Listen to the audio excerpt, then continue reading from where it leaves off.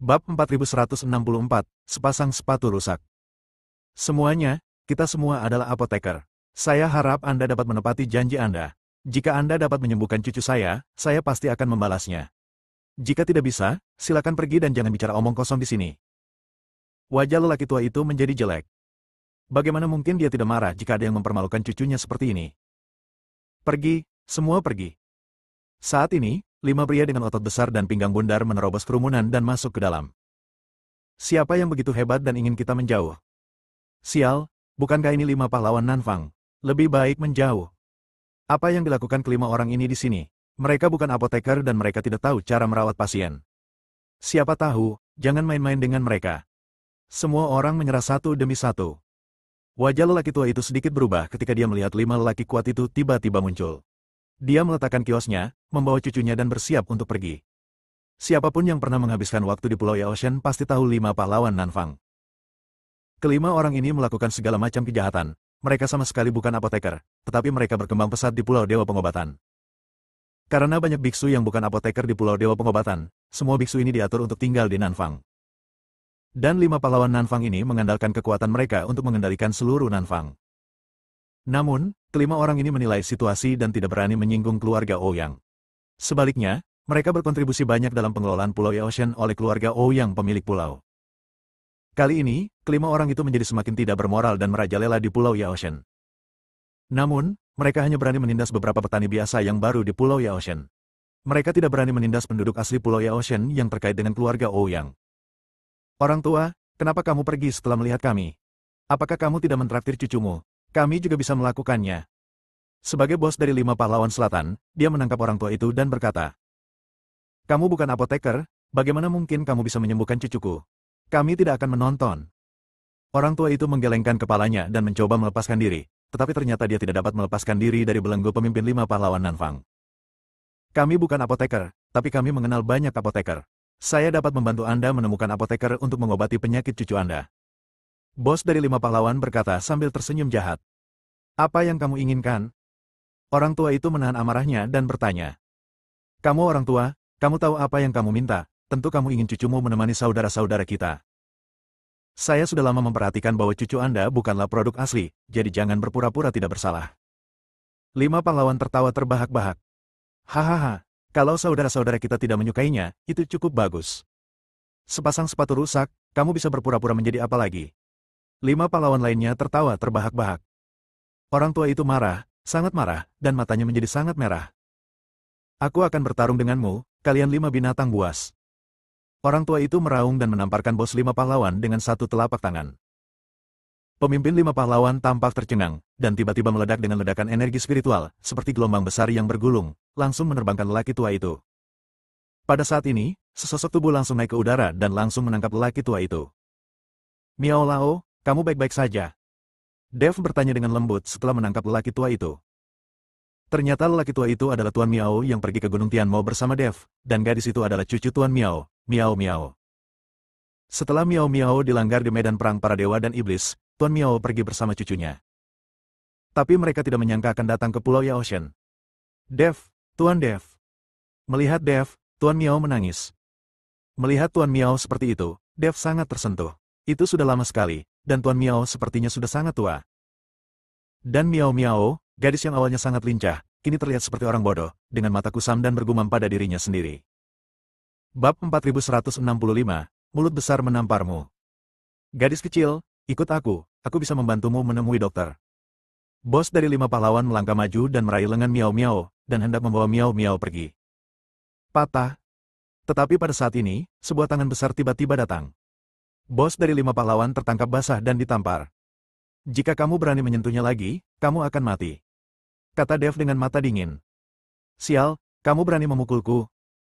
Bos dari 5 pahlawan tampak kedinginan, matanya terbuka lebar, penuh amarah. Liu Ruyan dan Nihang berjalan di belakang Dev, dan Dev berkata, "Kalian berdua awasi Nona Miao, jangan biarkan siapapun mendekat." Dev takut perkelahian akan segera terjadi. Dengan begitu banyak orang yang mengincar Miao Miao, seseorang akan mengambil kesempatan untuk menyerang. Situasi Miao Miao saat ini jelas dia mengigau dan memiliki masalah mental. Bahkan jika seseorang memanfaatkannya, dia tidak akan menolak. "Oke," Liu Ruyan dan Nihang mengangguk. Meskipun mereka tidak tahu mengapa Dev mengikuti lelaki tua dan pemuda itu, karena Dev mengatakannya, mereka akan mendengarkan. Pemimpin 5 pahlawan melihat ke arah Dev dan menemukan bahwa Dev hanyalah biksu tingkat 6 di alam kesengsaraan, jadi dia berkata dengan marah, seorang biksu tingkat 6 di alam kesengsaraan berani ikut campur dalam urusan lain. Urusan orang. Setelah mengatakan itu, bos dari 5 pahlawan melambaikan tangannya ke arah Dev, dia ingin membalas tamparan yang baru saja dia terima. Aura puncak alam kesengsaraan meledak di tubuh bos 5 pahlawan, tetapi ketika sebuah telapak tangan muncul di depan Dev, Dev mengulurkan tangannya dan langsung meraih pergelangan tangan bos 5 pahlawan. Pada saat ini, pemimpin 5 pahlawan tertegun dan ingin menarik tangannya kembali, tetapi ternyata dia tidak bisa bergerak sama sekali. Ah! Bos dari 5 pahlawan langsung berteriak, dan jari-jari Dev mengerahkan sedikit tenaga. Lengan bos dari 5 pahlawan sepertinya patah, dan dia merasakan sakit yang luar biasa. Melihat hal tersebut, beberapa anggota 5 pahlawan lainnya berteriak dengan tegas, "Lepaskan saudaraku, cepat lepaskan, atau aku akan membunuhmu." Orang-orang ini juga berada di puncak alam kesengsaraan. Aura mereka melonjak dan mata mereka tajam. Melihat ini, semua orang di sekitar mereka melarikan diri. Mereka tidak berani memprovokasi 5 pahlawan Nanfang. Setelah melihat ini, Tuan Miao buru-buru berkata kepada Dev, "Tuan Dev, terima kasih atas campur tangan Anda. Sebaiknya Anda pergi dan biarkan saja. Anda bukan tandingan mereka." Tuan Miao tahu bahwa Dev bukanlah tandingan 5 pahlawan Nanfang. Bagaimana mungkin Dev, yang berada di alam kesengsaraan tingkat 6, mampu menghadapi 5 orang di puncak alam kesengsaraan? "Miao Lao, aku akan membereskan masalah ini hari ini, kamu tidak perlu takut." Setelah Dev selesai berbicara, dia tiba-tiba mengerahkan kekuatan di tangannya, dan lengan bos 5 pahlawan langsung patah. "Ah, bunuh dia, bunuh dia!" Bos dari 5 pahlawan meraung. Ketika beberapa orang melihat ini, mereka bergegas menuju Dev bersama-sama. 5 guru di puncak alam kesengsaraan, dengan kekuatan sedemikian rupa sehingga bahkan biksu Mahayana yang baru dipromosikan pun tidak akan berani menghadapi mereka secara langsung. Tapi Dev tidak memiliki rasa takut sedikitpun, aura di tubuhnya meledak seketika, dan ada angin kencang di sekelilingnya. Semua orang terkejut. Seorang biksu tingkat 6 di alam kesengsaraan akan melawan 5 pembudidaya puncak di alam kesengsaraan. Apakah ini lelucon? Tapi melihat tingkah Dev, sepertinya dia tidak bercanda. Melihat kedua belah pihak berada di ambang pertengkaran, dia tiba-tiba berteriak dengan dingin, "Berhenti, ayo kita lakukan di Pulau Dewa Pengobatan. Apakah kamu tidak ingin hidup lagi?" Beberapa sosok datang dengan cepat, dan kemudian jatuh di antara Dev dan 5 pahlawan Nanfang. "Apakah kalian berlima tidak tahu aturannya? Kalian berani meledak dan bertengkar hebat. Apakah kalian akan menghancurkan seluruh jalan ini?" Salah satu biksu penegak hukum berpakaian hijau berkata dengan dingin kepada 5 pahlawan Nanfang. "Diakon, perlu diketahui bahwa anak ini yang mengambil tindakan pertama dan mematahkan lengan saya, jadi kami terpaksa mengambil tindakan." Bos dari 5 pahlawan mengangkat lengannya yang dicubit oleh Dev dan berkata, Bab 4166, Pengejaran Tidak Kompeten. Melihat bos dari 5 pahlawan memang terluka, Diakon berjubah hijau itu memandang ke arah Dev, menatapnya dengan dingin dan berkata, "Kamu menggunakan tinju dan tendangan di lingkungan sekitar dan melukai orang. Sekarang ikutlah denganku, aku harus melakukannya mengurungmu selama beberapa hari. Kamu akan mengurungku ketika kamu mengatakan kamu ingin. Kamu pikir kamu ini siapa? Aku melukai lengan orang itu, tapi tidakkah kamu bertanya kenapa? Binatang buas ini memukuli orang-orang di jalan dan menganiaya gadis-gadis kecil. Jangankan meremukkan lengan mereka, berlebihan jika saya membunuh mereka. Anda akan menangkap saya segera setelah Anda datang ke sini, tetapi saya ingin melihat apakah Anda mampu." Dev sama sekali tidak terbiasa dengan biksu yang terburu-buru menegakkan hukum ini. Orang-orang ini pastilah anggota keluarga Ouyang.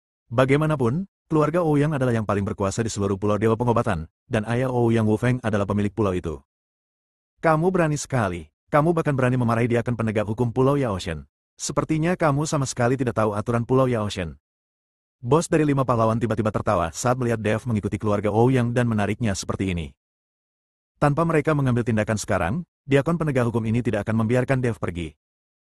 Benar saja, beberapa Diakon penegak hukum mengerutkan kening dan mengepung Dev. Tak seorang pun di Pulau Yaoshen berani berbicara seperti ini kepada mereka. Tapi Dev menghadapi beberapa Diakon penegak hukum tanpa rasa takut sedikitpun. Apakah orang ini apoteker baru di pulau itu? Dia bahkan tidak mengerti aturannya.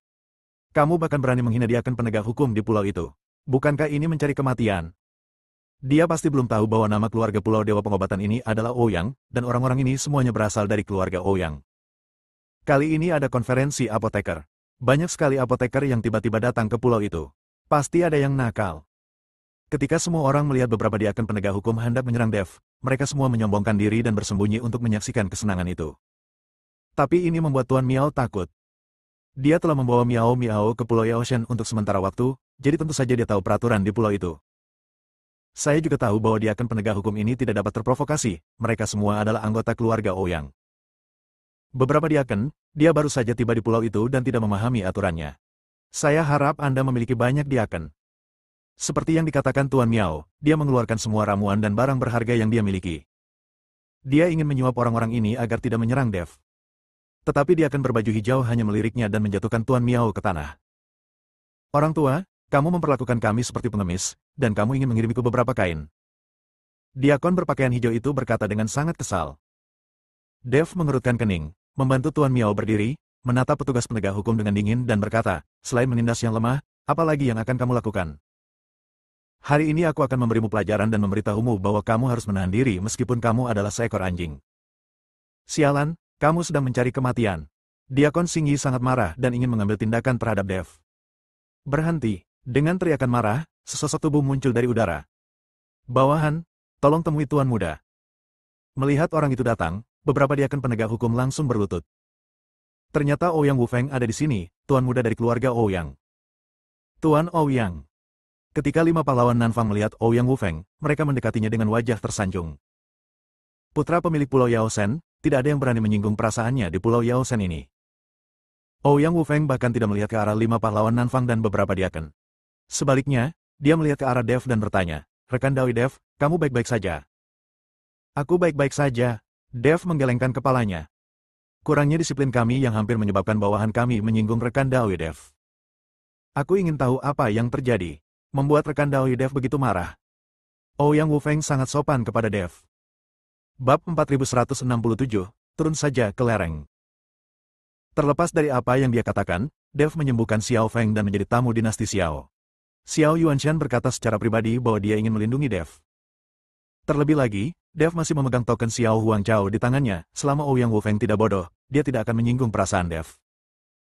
Bagaimanapun, dinasti Xiao adalah kekuatan terbesar di wilayah barat, mencakup hampir sepertiga wilayah pengaruh wilayah barat saja. Bagaimana Pulau Dewa Pengobatan yang kecil bisa dibandingkan dengan dinasti Xiao?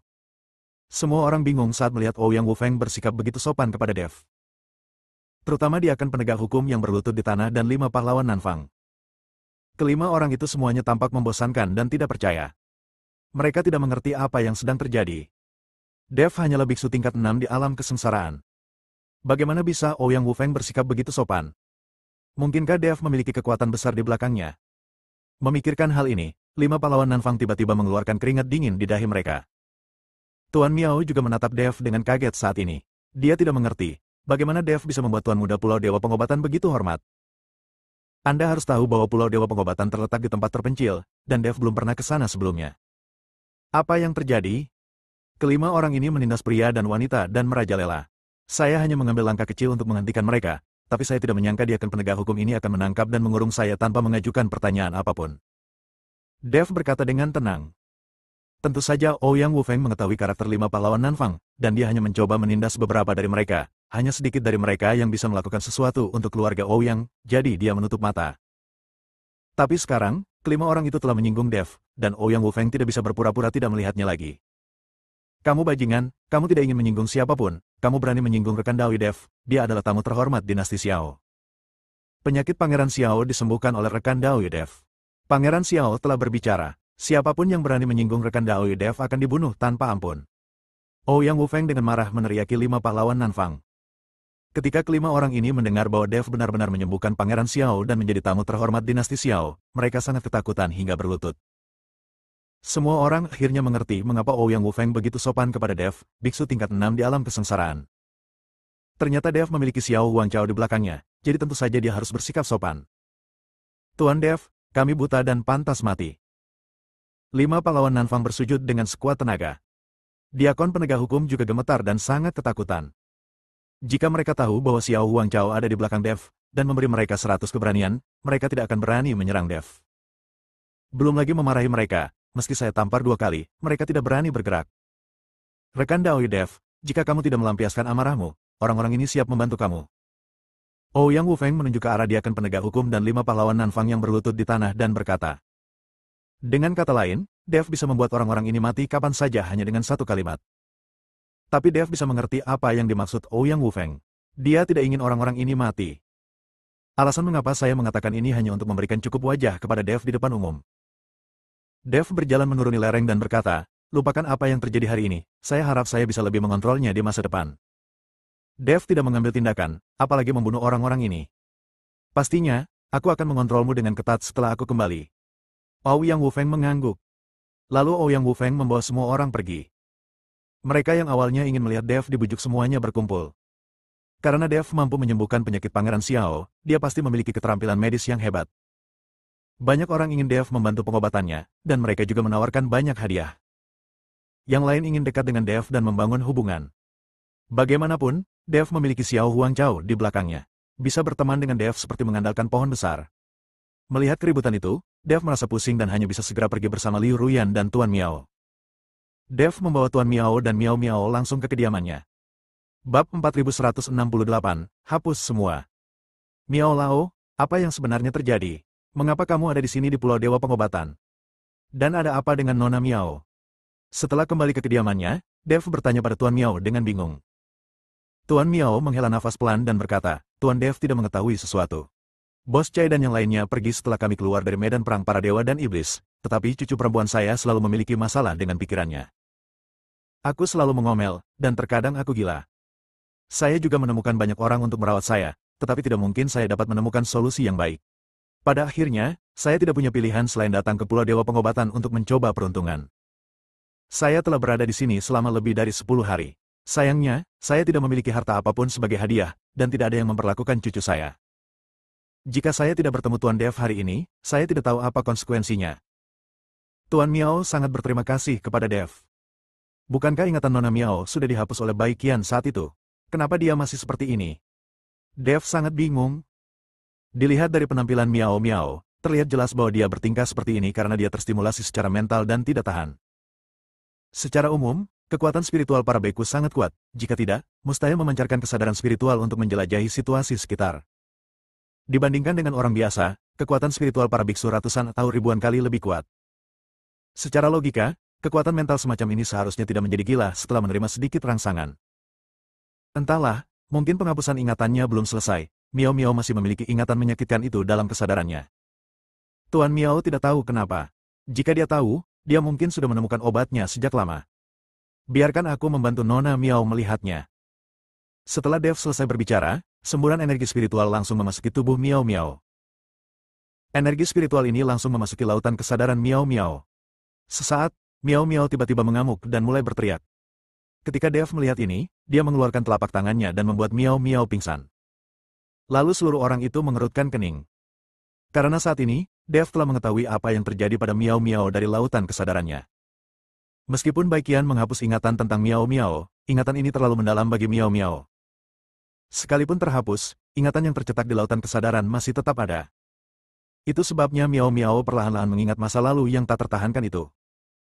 Jika seorang gadis diperkosa oleh puluhan orang yang mengantri, siapapun akan menjadi gila. Setelah menyelesaikan penyelidikan, Dev memandang Tuan Miao dengan ekspresi berat. Tuan Dev, bagaimana kabar cucu saya? Bisakah dia disembuhkan? Tuan Miao bertanya dengan cepat. Miao Lao, pengalaman di medan perang antara dewa dan iblis merupakan pukulan besar bagi Nona Miao. Akan terlalu sulit untuk menghapus ingatan itu sendirian. Sekarang jika kita ingin Nona Miao pulih, kita hanya bisa menghapus semua ingatannya agar dia bisa pulih. Tapi saat itu dia tidak akan mengenali siapapun, jadi kamu harus membimbingnya perlahan. Dev berkata pada Tuan Miao. Mendengarkan apa yang dikatakan Dev, Tuan Miao memandang Miao Miao dengan tenang, berjuang di dalam hatinya. Jika saatnya tiba, cucu perempuan saya tidak akan mengenali saya, jadi apa gunanya?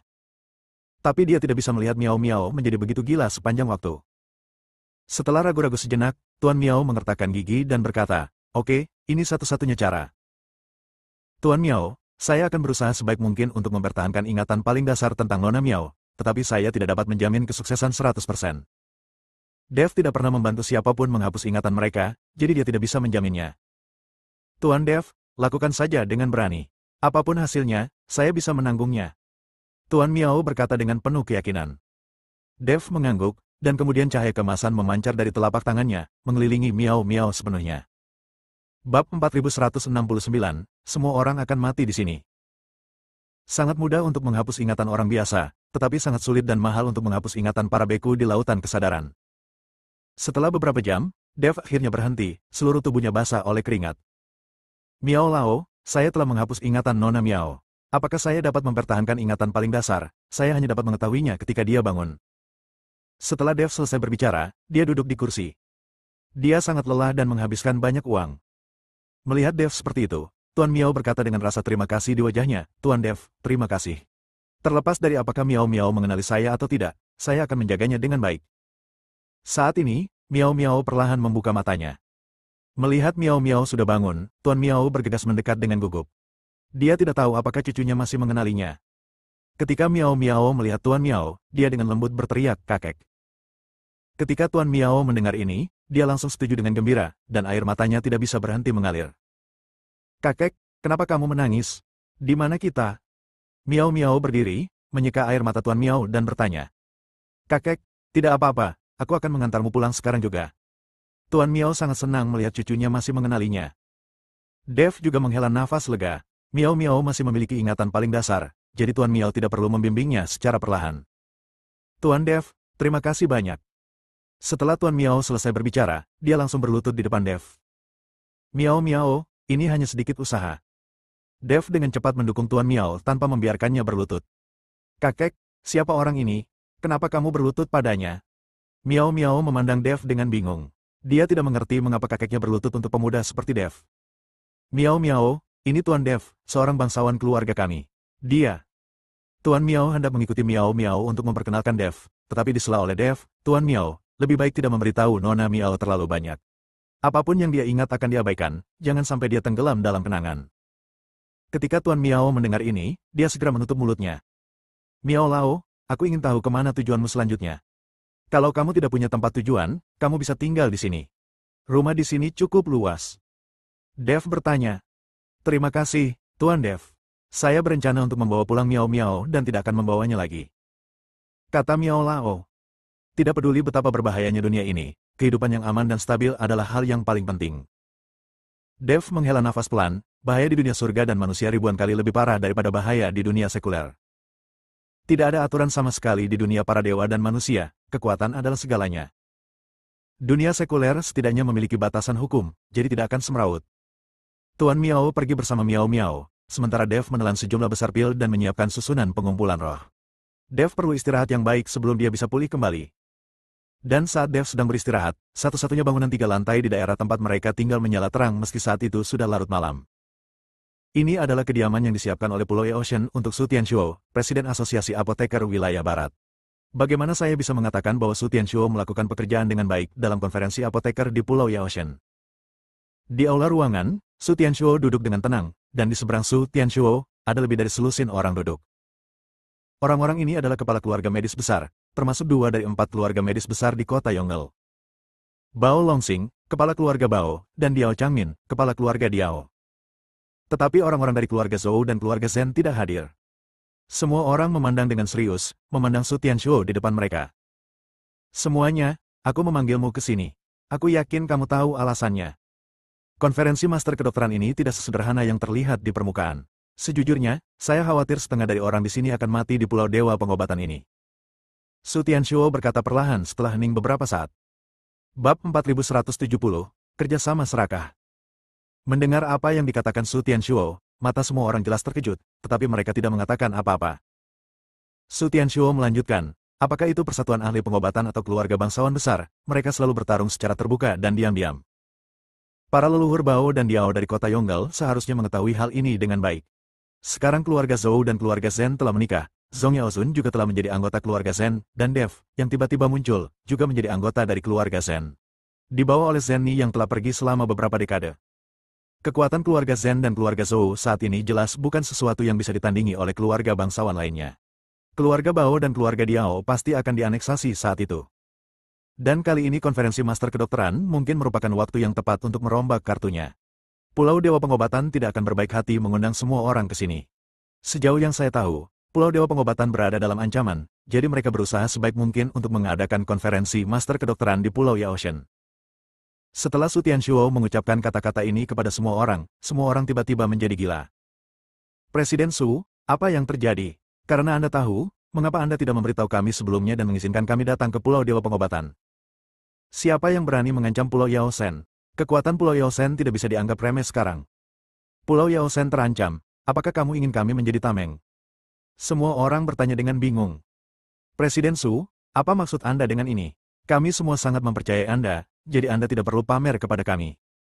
Bao Longsing, kepala keluarga Bao bertanya.